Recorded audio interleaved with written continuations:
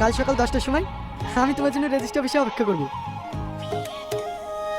আর হ্যাঁ, কাউকে সঙ্গে করে নিয়ে আসার দরকার নেই।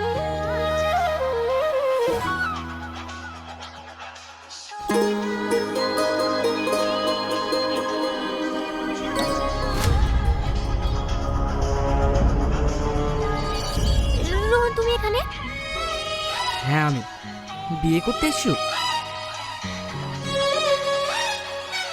বিয়ের সাথে তোমাকে অনেক মায়াবী লাগছে, কিন্তু এই মায়াবী মুখের ভেতরেই লুকিয়ে আছে এক ধোঁকাবাজ চেহারা।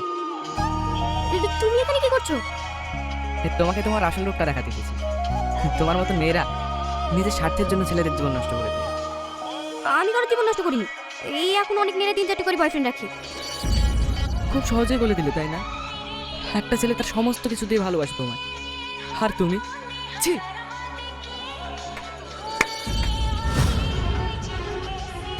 বর্তমান সময়ে ভালোবাসাকে একটা তেল বানিয়েছো তোমরা।